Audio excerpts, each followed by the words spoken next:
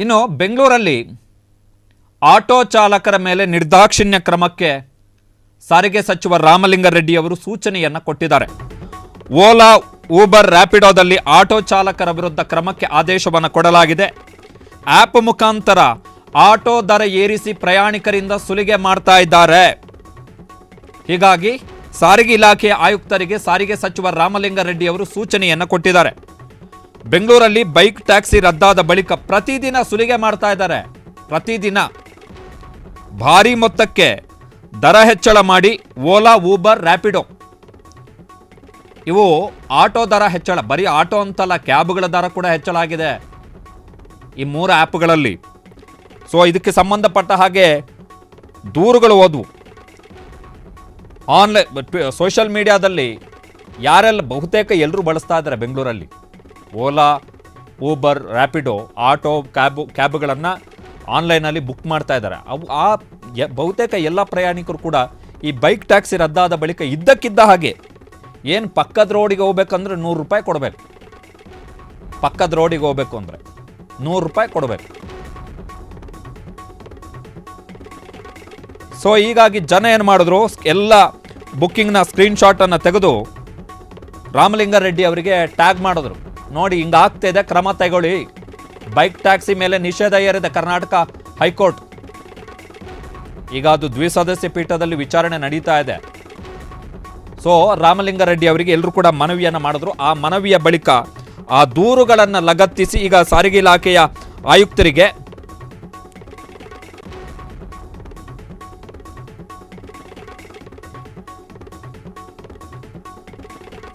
ಆದೇಶವನ್ನು ಕೊಟ್ಟಿದ್ದಾರೆ.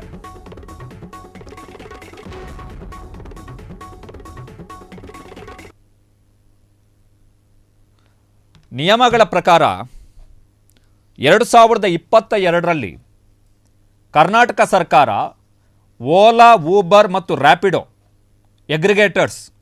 Aggregators app ಆಧಾರಿತ ಬುಕ್ಕಿಂಗ್ ಸೇವೆಗಳನ್ನು ಕೊಡುವಂಥ ಈ 3 ಕಂಪನಿಗಳು, ಇನ್ಕ್ಲೂಡ್ ನಮ್ಮ ಮೆಟ್ರೋ ಅಂತ ಒಂದಿದೆ ಹೊಸದಾಗಿ ಬಂದಿರುವಂಥದ್ದು, ಅದು ಒಳಗೊಂಡು ಒಂದು ಪ್ರೈಸ್ ಫಿಕ್ಸ್ ಮಾಡಿದ್ದಾರೆ. ಇಷ್ಟು ಕಿಲೋಮೀಟರ್ಗೆ ಇಷ್ಟೇ ಕೊಡಬೇಕು ಅಂಥೇಳಿ, ಇಷ್ಟು ಕಿಲೋಮೀಟರ್ಗೆ ಇಷ್ಟೇ ಪ್ರೈಸ್ ಅಂಥೇಳಿ ಒಂದು ಫಿಕ್ಸ್ ಮಾಡಿದ್ದಾರೆ.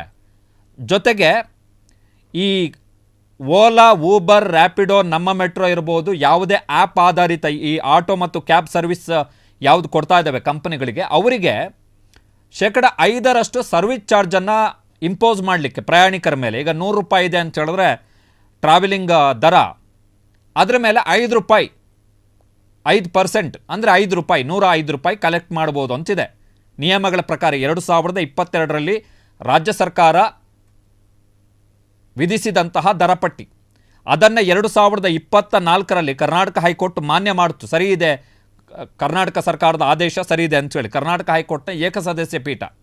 ಆದರೆ ಈಗ ನೀವೇನಾದರೂ ಓಲಾ, ಊಬರ್, ರ್ಯಾಪಿಡೋ ಅಥವಾ ನಮ್ಮ ಮೆಟ್ರೋದಲ್ಲಿ ಆಟೋ ಅಥವಾ ಕ್ಯಾಬ್ ಬುಕ್ ಮಾಡೋಕ್ಕೋದ್ರೆ ಪಕ್ಕದ ರೋಡಿಗೆ, ನೆಕ್ಸ್ಟ್ ರೋಡೇ 100 ರೂಪಾಯಿ ತಗೋತಾರೆ. ಅಷ್ಟರ ಮಟ್ಟಿಗೆ ಸುಲಿಗೆ. ಇದರಲ್ಲಿ ಆಟೋ ಚಾಲಕರದ್ದೇ ತಪ್ಪಿದೆ ಅಂತ ಹೇಳೋಕ್ಕಾಗಲ್ಲ. ಕಾರಣ ಏನು ಅಂತ ಹೇಳಿದ್ರೆ, ಈ ಬುಕ್ಕಿಂಗನ್ನು ಕೊಡುವಂಥದ್ದು ಆಟೋ ಚಾಲಕರು ಅಲ್ಲ. ಬುಕ್ಕಿಂಗ್ ಹೋಗುವಂಥದ್ದು ಯಾರ ಮುಖಾಂತರ ಅಂತ ಹೇಳಿದ್ರೆ ಆ್ಯಪ್ಗಳ ಮುಖಾಂತರ, ಅಗ್ರಿಗೇಟರ್ಸ್ ಮುಖಾಂತರ, ಓಲಾ, ಊಬರ್, ರ್ಯಾಪಿಡೋ ಮುಖಾಂತರ ಬುಕ್ ಹೋಗುವಂಥದ್ದು. ಸೊ ಜನ ರೋಸಿ ಹೋಗಿದ್ದಾರೆ. ಬಂದಿರೋದೇ ಬಿಸ್ನೆಸ್ ಮಾಡಲಿಕ್ಕೆ ಅಂತಲೇ ಬಂದಿದ್ದಾರೆ. ಬಟ್ ಬಿಸ್ನೆಸ್ ಮಾಡೋದು ಬೇರೆ, ಸುಲಿಗೆ ಮಾಡೋದು ಬೇರೆ. ಸುಲಿಗೆ ಮಾಡ್ತಾ ಇದ್ದಾರೆ ಇವರು. ಇದು ಒಂದು ಕತೆ. ಇನ್ನು ಆಟೋ ಚಾಲಕರು, ಈ ಬೈಕ್ ಟ್ಯಾಕ್ಸಿ ರದ್ದಾದ ಬಳಿಕ ಆಟೋ ಚಾಲಕರ ಪರಿಸ್ಥಿತಿ ಏಕೆ ಅಂತ ಹೇಳಿದ್ರೆ, ಅವರು ನಾವು ಕರೆದಲ್ಲಿಗೆ ಬರಲ್ಲ, ಅವ್ರ ಕರೆದಲ್ಲಿಗೆ ನಾವು ಹೋಗ್ಬೇಕು. ಈಗ ಅವರು ಇಲ್ಲಿಂದ ಮಾರತಹಳ್ಳಿಗೆ ಹೋಗ್ತಾ ಇದ್ದಾರೆ ಆಟೋದವರು ಅಂತ ಹೇಳಿದ್ರೆ, ಅವರು ಹೋಗೋ ದಾರಿಯಲ್ಲಿ ನಾವೇನಾದರೂ ಹೋಗೋದಾದರೆ ಅವ್ರ ಜೊತೆ ಹೋಗ್ಬೇಕು, ಇಲ್ಲದಿದ್ದರೆ ಅವ್ರು ಬರಲ್ಲ. ಇಲ್ಲದಿದ್ದರೆ ನಾವು ಕರೆದ ಕಡೆಗೆ ಹೋಗೋದಾದರೆ ಮೀಟರಿಗಿಂತಲೂ ಹೆಚ್ಚು, ಡಬಲ್, ತ್ರಿಬಲ್ ಕೇಳ್ತಾರೆ. ಯಾಕಂತ ಹೇಳಿದ್ರೆ ಬೈಕ್ ಟ್ಯಾಕ್ಸಿ ಇಲ್ವಲ್ಲ, ನೀವು ನಮ್ಮ ಜೊತೆನೇ ಬರಬೇಕು, ನಿಮಗೆ ನಾವೇ ಗತಿ, ನಮ್ಮನ್ನು ಬಿಟ್ಟರೆ ನಿಮ್ಮನ್ನು ಯಾರೂ ಕರ್ಕೊಂಡು ಹೋಗಲ್ಲ ಅನ್ನೋಷ್ಟರ ಮಟ್ಟಿಗೆ ಆಟೋ ಚಾಲಕರ ಮನಸ್ಥಿತಿ ಇದೆ.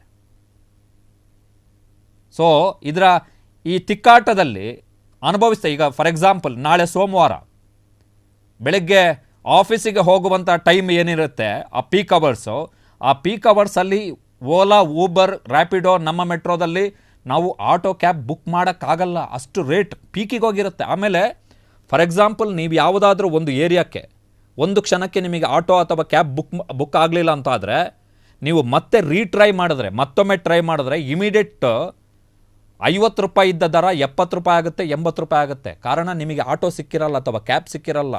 ಸೊ ಅದನ್ನು ಅಗ್ರಿಗೇಟರ್ಸ್ ಏನು ಮಾಡ್ತಾರೆ ಅಂತ ಹೇಳಿದ್ರೆ ಮ್ಯಾನಿಪುಲೇಟ್ ಮಾಡಿಬಿಡ್ತಾರೆ. ಸೊ ಇವನು ಕಾಯ್ತಾ ಇದ್ದಾನೆ ಆಟೋಗೋಸ್ಕರ, ಕ್ಯಾಬ್ಗೋಸ್ಕರ ಕಾಯ್ತಾ ಇದ್ದಾನೆ, ಇವನಿಗೆ ಬೇಕು, ಸೊ ದರ ಹೆಚ್ಚಳ ಮಾಡ್ತಾರೆ. ಫಾರ್ ಎಕ್ಸಾಂಪಲ್ ಮಳೆ ಬಂತು ಅಂತ ಇಟ್ಕೊಳ್ಳಿ, ಸಂಜೆ ಹೊತ್ತು ಓಡಾಡೋಕ್ಕಾಗಲ್ಲ. ಆ ಸಂದರ್ಭದಲ್ಲಿ ಕ್ಯಾಬ್ ಆಟೋ ನೋಡ್ತೀವಿ ನಾವು, ಆ ಸಂದರ್ಭದಲ್ಲಿ ಪೀಕಿಗೆ ಹೋಗಿರುತ್ತೆ. ಎಲ್ಲ ಸುಳಿಗೆಗಳು. 2022ರಲ್ಲಿ ಗೌರ್ಮೆಂಟ್ ತಂತು, ಇಷ್ಟು ಕಿಲೋಮೀಟ್ರಿಗೆ ನೀವಿಷ್ಟು ಚಾರ್ಜ್ ಮಾಡಬೇಕು. ಓಲಾ, ಊಬರ್, ರ್ಯಾಪಿಡೋ ಎಲ್ರಿಗೂ ಕೂಡ ಇಷ್ಟು ಕಿಲೋಮೀಟರ್ಗೆ ಇಷ್ಟು, ಅದ್ರ ಮೇಲೆ 5% ನೀವು ಕಲೆಕ್ಷನ್ ಮಾಡ್ಬೋದು ಸರ್ವಿಸ್ ಚಾರ್ಜ್ ಥರ ಅಂಥೇಳಿ. ಅದನ್ನು ಕರ್ನಾಟಕ ಹೈಕೋರ್ಟ್ ಕೂಡ ಮಾನ್ಯ ಮಾಡ್ತು. ರಾಜ್ಯ ಸರ್ಕಾರದ ಆದೇಶದ ವಿರುದ್ಧ ಈ ಕಂಪನಿಗಳು ಮೇಲ್ಮನವಿಯನ್ನು ಸಲ್ಲಿಸಿದ್ವು, ಸರಿ ಇಲ್ಲ ಇದು ಅಂಥೇಳಿ. ಬಟ್ ಅದನ್ನು ಒಪ್ಕೊಳ್ಳಿಲ್ಲ ಕರ್ನಾಟಕ ಹೈಕೋರ್ಟ್, ಮಾನ್ಯ ಮಾಡ್ತು ರಾಜ್ಯ ಸರ್ಕಾರದ ಆದೇಶವನ್ನು. ಬಟ್ ಪಾಲನೆ ಮಾಡುವಂಥವ್ರು ಯಾರು? ರಾಮಲಿಂಗಾರೆಡ್ಡಿ ಅವರು ಆಟೋ ಚಾಲಕರ ಮೇಲೆ ಕ್ರಮಗಳಾಗಬೇಕು. ಒಂದು ಸ್ವಲ್ಪ ಕಾನೂನು ಅದರ ಭಯ ಬೇಕು. ಅದು ಸ್ವಲ್ಪ ಅದು ಯೂನಿಯನ್ ದೊಡ್ಡದಿದೆ, ಚಾಲಕರ ಸಂಖ್ಯೆ ದೊಡ್ಡದಿದೆ. ಸೊ ಅವರಿಗೂ ಒಂದು ಮನಸ್ಥಿತಿ ಏನು ಅಂತ ಹೇಳಿದ್ರೆ, ನಮ್ಮನ್ನು ಯಾರು ಏನು ಮಾಡೋಕ್ಕಾಗಲ್ಲ, ನಾವು ಆಟೋ ಚಾಲಕರು, ನಾವು ಪ್ರತಿಭಟನೆ ಮಾಡಿದ್ರೆ ನಮಗೆ ಸರ್ಕಾರ ಮಣಿಬೇಕಾಗುತ್ತೆ ಅನ್ನುವಂಥದ್ದು ಅವರ ತಲೆಯಲ್ಲಿ ಒಂದಿದೆ ಆಲೋಚನೆ.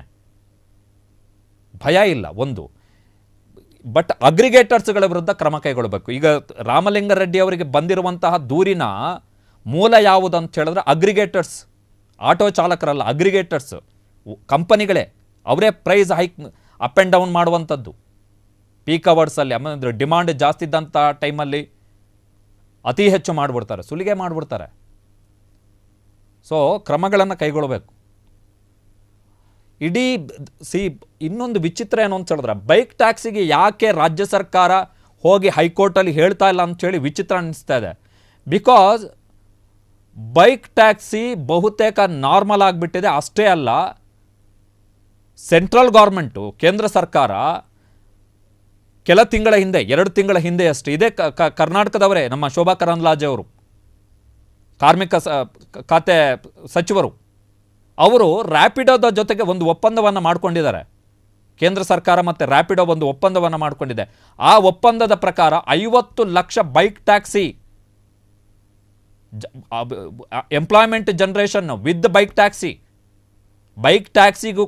ಟ್ಯಾಕ್ಸಿಯ ಮುಖಾಂತರವೂ ಕೂಡ ನಾವು ಎಂಪ್ಲಾಯ್ಮೆಂಟ್ ಜನರೇಷನ್ ಮಾಡ್ತೀವಿ, ಹುಟ್ಟಾಕ್ತೀವಿ ಅಂಥೇಳಿ ಕೇಂದ್ರ ಸರ್ಕಾರದ ಜೊತೆಗೆ ರ್ಯಾಪಿಡೋದವರು ಒಪ್ಪಂದ ಮಾಡ್ಕೊಂಡಿದ್ದಾರೆ. ಇಲ್ಲಿ ನೋಡಿದ್ರೆ ರ್ಯಾಪಿಡೋ ಬೈಕ್ ಟ್ಯಾಕ್ಸಿ ಬ್ಯಾನ್ ಆಗಿದೆ. ವಿಚಿತ್ರಗಳಿದು, ತೀರಾ ವಿಚಿತ್ರಗಳು. ಹಂಗಾದರೆ ಕೇಂದ್ರ ಸರ್ಕಾರ ಮಾಡಿದ ತಪ್ಪ? ಹಾಗಾದರೆ ಕೇಂದ್ರ ಸರ್ಕಾರದ ಜೊತೆಗೆ ರ್ಯಾಪಿಡೋ ಒಪ್ಪಂದ ಮಾಡ್ಕೊಂಡಿರೋದು ಕಾನೂನು ಬಾಹಿರನ? ಅನುಭವಿಸ್ತಾ ಇರುವಂಥವರು ಸಾಮಾನ್ಯ ಜನ. ಪಾಲಿಸಿ ಡಿಸಿಷನ್ಗಳನ್ನು, ನೀತಿ ನಿರ್ಧಾರಗಳನ್ನು ಕರೆಕ್ಟಾಗಿ ತೆಗೆದುಕೊಳ್ಳೋಕ್ಕಾಗ್ತಾ ಇಲ್ಲ. 2 ವರ್ಷ ಬೇಕಾ? ಈಗ ರಾಮಲಿಂಗಾರೆಡ್ಡಿ ಅವರಿಗೆ 2.5 ವರ್ಷ ಬೇಕಾ ಇದ್ರ ಮೇಲೆ ಒಂದು ಡಿಸಿಷನ್ ತೆಗೆದುಕೊಳ್ಳಿಕ್ಕೆ? ಪ್ರತಿ ಸಲ ಫೈಟ್ ಆಗ್ತಿದೆ. ಒಂದು ಸಲ ಬ್ಯಾನು, ಒಂದು ಸಲ ಪರ್ಮಿಷನ್, ಒಂದು ಸಲ ಬ್ಯಾನು, ಒಂದು ಸಲ ಪರ್ಮಿಷನ್ನು.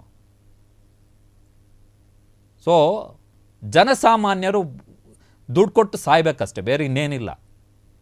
ಈಗ ನಾವು ನೀವೆಲ್ಲ ಓಡಾಡ್ತಾ ಇದ್ದೀವಿ, ಓಲಾ, ಊಬರ್, ರ್ಯಾಪಿಡೋ ಬುಕ್ ಮಾಡ್ತೀವಿ, ಆಟೋ ಅಥವಾ ಕ್ಯಾಬ್ ಬುಕ್ ಮಾಡ್ತೀವಿ ಅಂತ ಹೇಳಿದ್ರೆ ನಮ್ಮ ಜೇಬಿನ ದುಡ್ಡೆಲ್ಲ 500, 1000 ಈ ಥರ ಹೋಗ್ತಾನೆ ಇರುತ್ತೆ.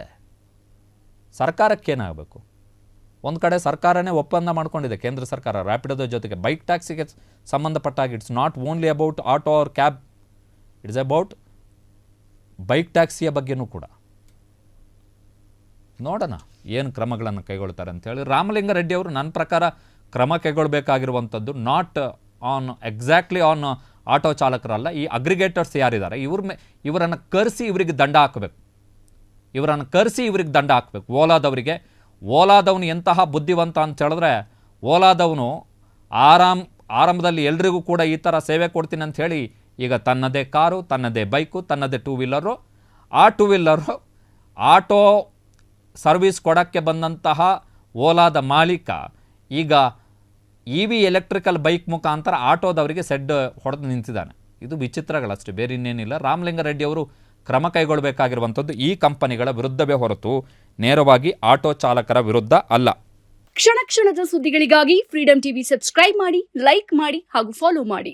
ಹೊಸ ಸುದ್ದಿಗಳ ನೋಟಿಫಿಕೇಶನ್ಗಾಗಿ ಬೆಲ್ ಐಕಾನ್ ಮೇಲೆ ಕ್ಲಿಕ್ ಮಾಡಿ.